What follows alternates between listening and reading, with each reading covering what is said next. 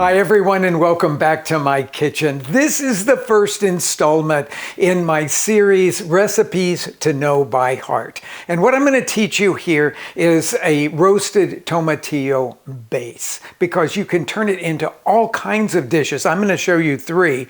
And you can turn it into some of the best salsa that you could ever taste. Now, tomatillos are unique to the Mexican kitchen, and you have to know that because they are one of the flavor profiles that really defines true Mexican food. So we start with tomatillos. You can find them in pretty much any grocery store now. You have to pull off the husk. You may find, actually, if you go to a Mexican grocery store, that they've already husked them for you, so you skip that step if they're already husked. Now, some people call these things green tomatoes. They're not really very closely related to tomatoes at all, and they have such a really beautiful citrusy flavor that's what adds so much vitality to so many Mexican dishes. Now, if I was cooking in Mexico, I would have a big griddle over here, and mostly people that are in the central and southern part of Mexico, where they roast all the vegetables before they make salsas out of them. I would just put all the vegetables right on the comal, on the griddle, and roast them right there.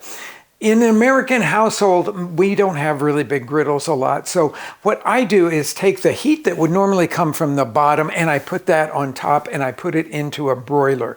So these are the things you should just know by heart, because this is going to open up so many doors for you. I've got 4 cloves of garlic. I've got a couple of serranos. Of course, if you don't like things very spicy, then you could put 1 serrano in there.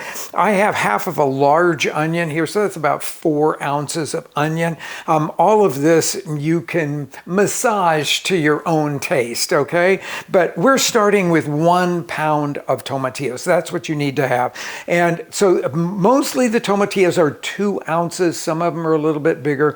But so the 2-ounce tomatillos, you'll need 8 pieces of those. And I'm going to lay those on this baking sheet. You need a rimmed baking sheet because the tomatillos will let out a little bit of juice there.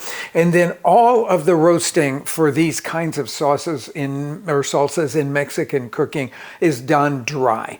This is not done with any oil on it or anything like that. I've got my oven broiler heated. I've got the rack at the absolute highest level there. And I'm going to slide this in here. And I'm going to let it roast for about 6 minutes. You'll see that everything starts to darken on the top. After 6 minutes, I'll flip them over and roast the other side. You have to watch the garlic and the chilies because they'll likely be done before, and you don't want to burn anything. But you want to get some nice color on both the onion and the tomatillo. That'll take about 6 minutes per side. Okay, these are roasted now. I let it cool down a little bit so that I could peel the garlic from its little papery husk here. The reason that you roast it in the husk is so that it doesn't burn. But you'll notice that everything is nicely colored. I could have gotten a little bit more color on the onion over there, but it will have a nice sweet flavor, and that's kind of what we're going for here, is to bring up the sweet flavor so that you get a much rounder flavor of the tomatillo salsa when it's finished. Now, next step is to blend all of this, and I'm going to take all of the ingredients and put them into the blender. It'll be easier if I just cut the onion up a little bit before I put it in there. And then all of these tomatillos go in. The serranos, we've already taken the little stems off the end of it there. The peeled garlic now, and I'll say that all of this juice is incredibly flavorful. That's one thing that you don't save when you're doing the roasting on a comal on top of the stove. So we'll put that there, and then I'm going to add a teaspoon of salt. This is just going to kind of get us started in the blending some salt into this whole base here. So I'm going to add a teaspoon of salt to it, and then blend everything until I get a kind of what I would call a coarse puree.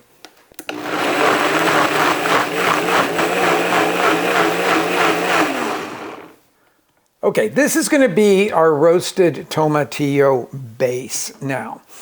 I'm going to show you how to turn this into cooked dishes because it really does form the backbone of so many cooked dishes in Mexican cooking. But this is my go-to salsa all the time as well. So if I want to make this into salsa for serving with tacos or even with chips, I would pour it out into a serving dish here. Thin it with just a little bit of water. Now, what I want to get to here is, some people would probably not want to thin it out, but in Mexico, the salsas are always a little bit thinner than they are in the United States and a little spicier. So you use a little bit less of it and you actually sort of dribble it over a lot of things, but that's the consistency that I like in it. I'm going to taste it. Well, first I'm going to put some cilantro in there. That's our herb. I haven't put any cilantro or any other herb in this to make the base because for each recipe there's something different that usually goes into it.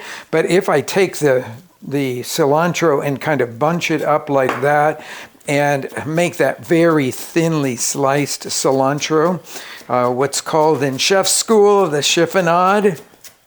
You're going to cut it like that. Stems and all, because the stems on cilantro are very tender and very flavorful.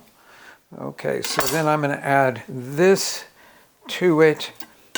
Now, the wonderful thing about this salsa is that it really holds beautifully in your refrigerator. A lot of salsas that are made from fresh tomatoes, say like your pico de gallo, that kind of salsa, they oftentimes, after a day, they don't taste very good, but this is one of those that actually tastes great many days after it's made.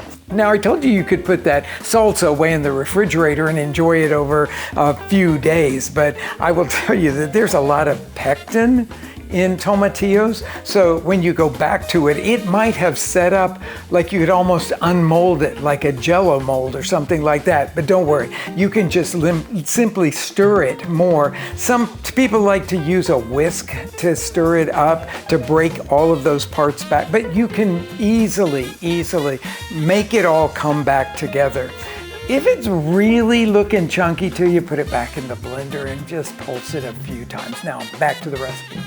Okay, after I have finished mixing in the cilantro, I am going to taste it for salt.